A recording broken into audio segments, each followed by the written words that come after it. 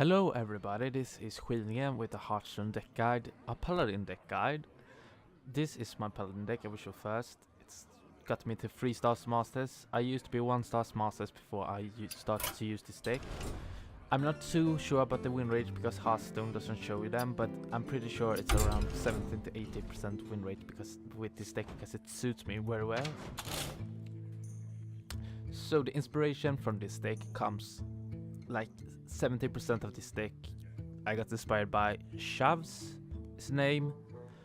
I'm not sure I'm pronouncing it right, but he played in I Heart You's King of the Hill 4 episode 4 versus Nyx, so you can go to check that out and see the deck in action for yourself where he played it very well, and I got really impressed by the deck and the depth of the deck. So, to start off, we have 2 Southsea deckhands. They synergize really well with Sword of Justice. If you get Sword of Justice turn 3, turn 4 you can have 2 free 2 charges, which is really nice. And they cost only 1, I mean, and you still can take them out turn 1 and have a 2-1 on the field, which removes most of the 2 drops. Unless you're playing with a mage, then you don't want to do that. 2 Argent Protectors, they just a good card, gives Divine Shield. A 2-2 can, I mean, it still trades with most cards, but you can give it Divine Shield to Knife Juggler or Fair Dragon to make them trade with other cards already out in field. So that's really nice. 2 Fair Dragons, they can't be targeted by spells or hero power, which is very important because you can buff them up with Sword of Justice, and they can't, a mage can't hit them with the Fireball. They can't hit them with any spells. It's like, I like this card really much. It has a weakness though. It can be hit by weapons, so not that good with warrior or rogue, and it also can be hit by area of effects spells. But it's still a 3/2/2, which is like, that's what all the 2s are. They are either 3/2 or 2/3, so it's nice and cost effective. Then 2 Knife Jugglers. See, Knife Jugglers works really good with Paladin because of the passive, Reinforce. Cost 2 mana and you get a 1/1 minion. But then after you summon a minion, deal 1 damage to a random enemy is the Knife Juggler's passive. It just synergizes so well, and because you have Southsea deckhand, if you, for example, do a turn 2 Knife Juggler, turn 3 Sword of Justice. You can do a turn 4 Fair Dragon plus 2 Southsea deckhands.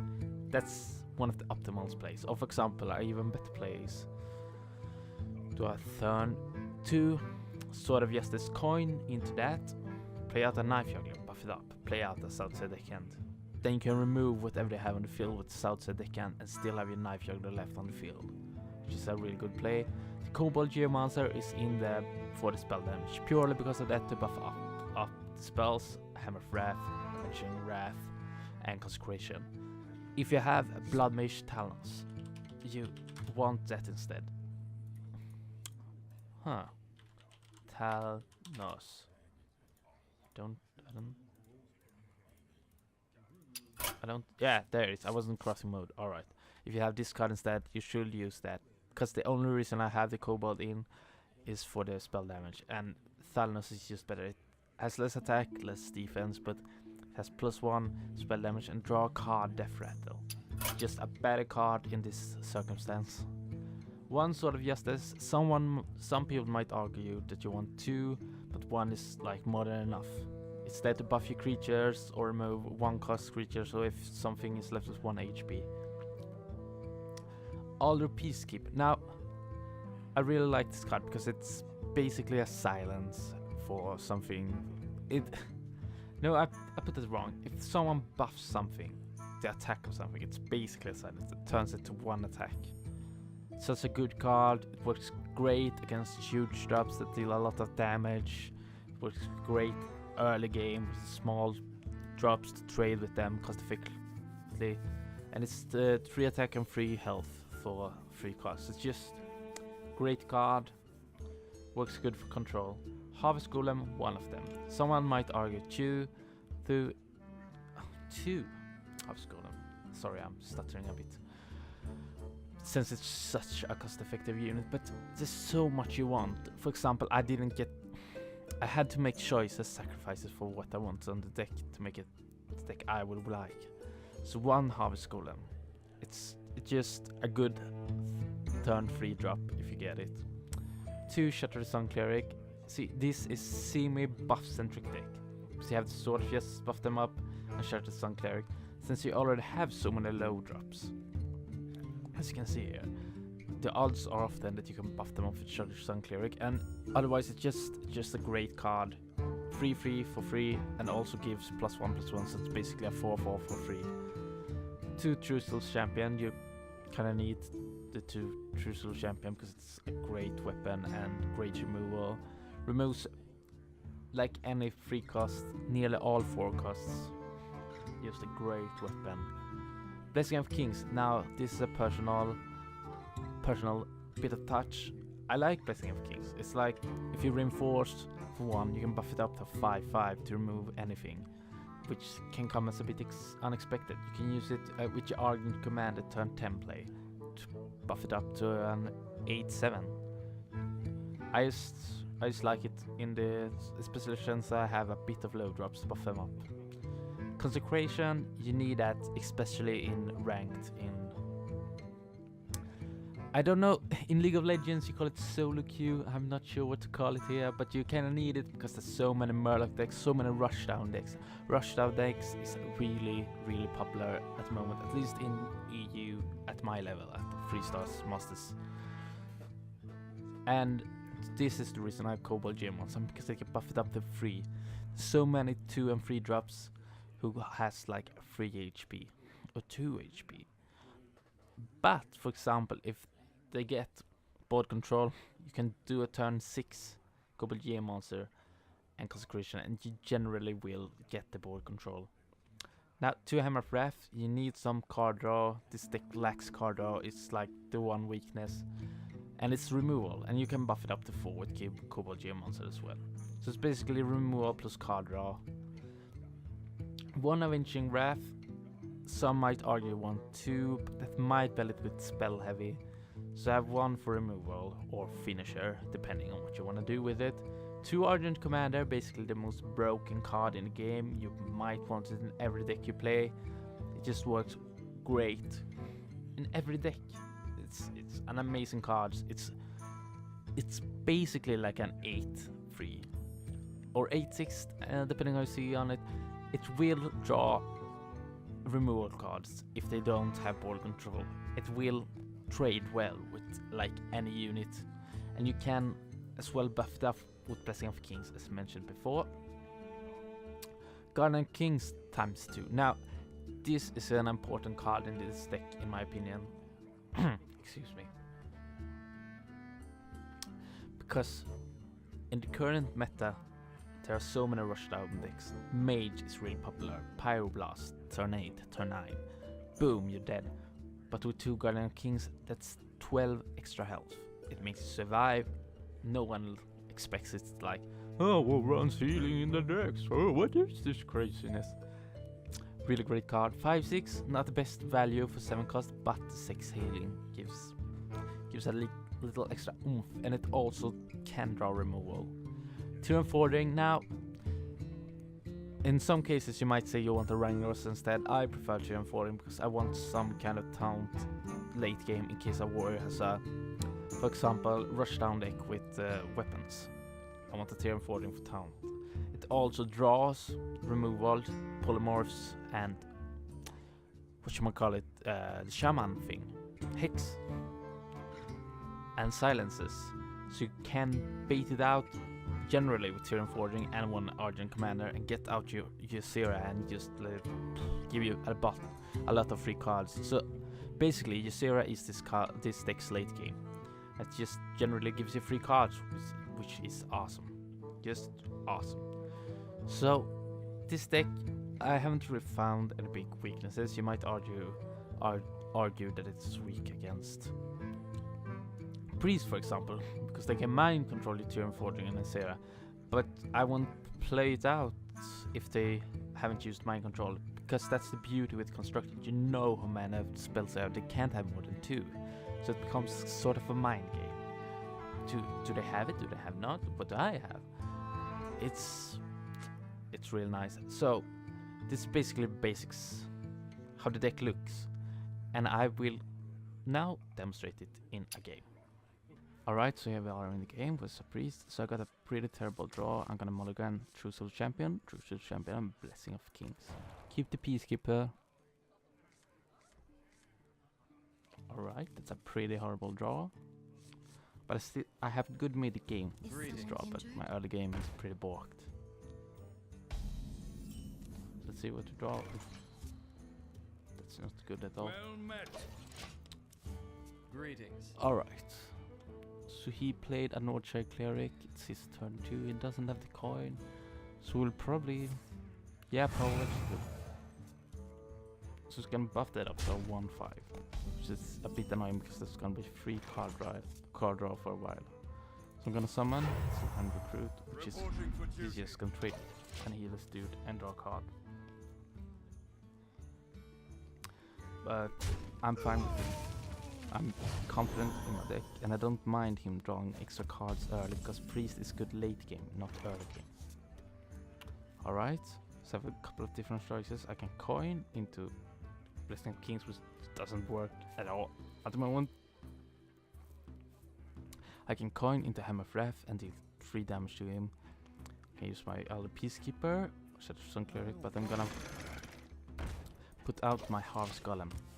So I have something on the field, and he doesn't have any threat to it at the moment. He can use a Shadow Word Pain if he got that in his deck. Generally, with Priest, you want stuff with 4 attack. I don't have much of that in this deck, but still. I'm pretty confident with this Priest when I play as a Paladin. Alright, so I have a couple of different choices. I can buff up my dude, and that's what I'm gonna do. And just remove Snake right here. And that's basically worth it for me because I'm putting some pressure out on him. He will trade. No? We used Shadow Word Death. He used Shadow Word Death, so that's worth it for me. I'd rather than use that than trade. So he's gonna trade that to heal up. Yeah, I guess that might have been the best play. So I'm gonna Sword of Justice, use my coin, little Peacekeeper, turn that to 1 HP so I can trade 3. And that's basically a useless creature for him right now. So now wait, it's turn 6. He can use Holy Fire, which would be a bit of a waste because it's HP inefficient. So the thing with Priest is you wanna try to win early game and mid game, because they will have late game thanks to mind control. But board control is really important for Priest. If you have board control, you can force them to use mind control before they want to use it. And then you can play out your big dudes. So now we basically wait. We are waiting on you, Tiara Riesling. Come on. Show me what you got. So basically, I will probably respond with an Argent Commander if he plays out a creature, or an Hammer of Wrath plus attack it with my other Peacekeeper. So he brings out a Fairy Dragon, which is a pretty weird play. So I guess he doesn't really have any other creature in his hand. So what I'm gonna do, I'm gonna charge it with my Argent Commander, just remove it, and meanwhile buff up my Argent Commander to 5/4 thanks to my Sword of Justice. Yeah, it's fine, he wastes his silence. It's totally fine. If I had drawn Consecration, I would have used that instead, of course. So gonna attack, oh, remove it. Charge down. Fair Dragon, remove the and get board control. Now it's turn 7. Next turn is where it starts to get dicey. I can mind control my Argent Commander, but it's a bit of ooh, an Akonai Soul Priest. That's annoying. She uses the Akonai Soul Priest plus Circle of Healing combo, which is one of the best combos for Priest right now. That's real annoying. So I'm gonna remove this Akonai Soul Priest. And I'm gonna bring out the Fair Dragon so I have something on the board. So I have card advantage right now, and I have health advantage thanks to having my Guardian of Kings. So now we just wait and see what he plays. Just gonna double a minion's health. That's, I mean, let's say I need to move it up, but I feel like that it's a bit of a waste. So get Consecration, and then play that. Oof, I made a mistake. I should have used my Kobold Geomancer so I could remove the Ascetic Swampos as well. That is a big mistake. Will probably come back to bite me. Reporting for duty. So I'm just gonna play out Sylvan Recruit. Can't really play much else. If I play Argent Protector or Kobold Geomancer or Chapter Cleric, I will just kill it. Ah, that was a big mistake. Big mistake. So I get Truthful Champion. That's really nice. So I use kill his ooze. Bring out little dude. And buff it up. See, now I still have board control. I still have decent health, and he still hasn't used any of his mind controls. But soon he will be forced to use it. I bet he will use it when I bring out one of my Guardian of Kings. Silences and draws a card. He only silences one dude, so I guess he's in a bit of a trouble. And he healed himself. So you might say, oh, play Ysir, I doesn't have anything. He might have mind control and I lose Ysir, and that's just not worth it. So I'm gonna play out my Guardian of Kings. Play out the little dude. I'm not gonna give it Divine Shield because I think he will mind control it this turn, and I'd rather save my Divine Shield then. So let's see if it does what I think it does. I didn't attack with my weapon either because I think he will mind control. No! So he will Circle of Healing plus Arcanine Soul Priest again. Use both of them. That means he's out of it. He clears the board, which is really good for him. But I still have stuff. For justice. I'm just gonna attack the dude.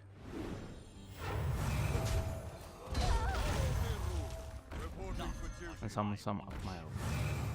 So now I still have board control. We are about even in cards, about even in health. So this comes out to, yeah, he has drawn 3 more cards than me, so I am in a better spot. So this comes down to what does he have for late game? What legendaries does he have for late game? Is he just waiting to mind control mine? I'm gonna play out the Knife Juggler as a little dude and just attack him. Because it's he who has to do something, now not me. I am in control at the moment. And he will feel like I can't mind control any of this. It's just small dudes. It's such a waste. He might Holy Nova.